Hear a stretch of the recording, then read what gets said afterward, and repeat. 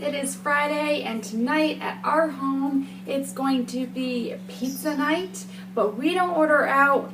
We actually make it at home. We don't have it frozen, we don't order out. I make my own crust and it is all homemade. It is cheaper, it tastes better, it's healthier, and you can do it very easily and quickly. Trust me on this. The only thing you do with pizza crust, it's so simple.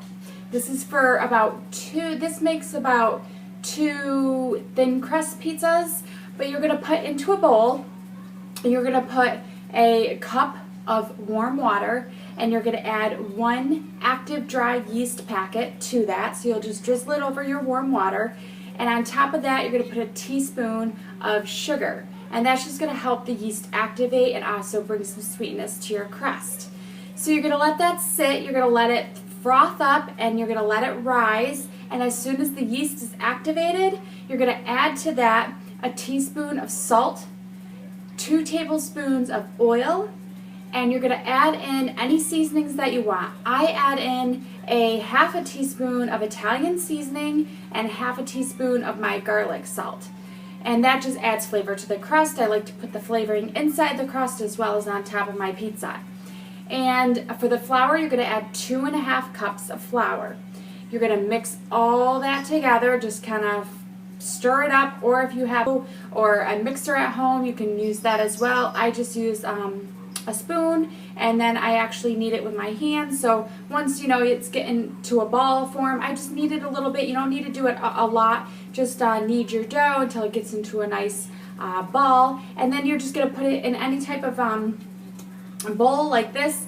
Let it sit, and you're going to let it rise for a couple hours. Mine is already kind of risen here. I'm going to let it rise a little bit more, but that's that there. Usually it can rise further if you do. You'll see it like kind of come over your bowl if you do a couple of thicker crust pizzas. So if you want to do those thicker crusts, just double the recipe. Usually that's what I do. I usually double it. I only have 1 yeast packet at home right now, so I'm just going to do the 2 thin crust pizzas. But again, double it and you'll have your nice thick crust 2 pizza crusts. And then once you got that in, you're going to knead it out.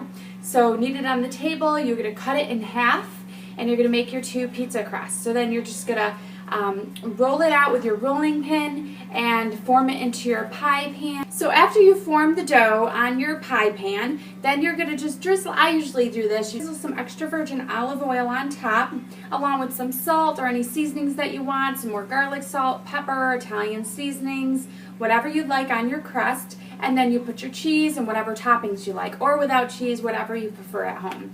So you're going to do that in the oven at 450 preheated oven for 15 to 20 minutes. Just keep an eye on it until it's nice and bubbly, the crust is risen, and it's nice and brown, and it's going to be wonderful. You guys will really enjoy this, and again, this is a more healthier version than ordering out or getting frozen pizzas that have tons of preservatives in them, and you are going to save money because this is not going to cost you anything. I had all these ingredients at home. I mean, it's not much to put in it.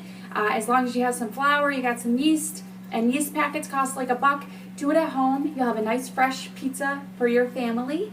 And if you like this recipe, I'm going to put it down below here.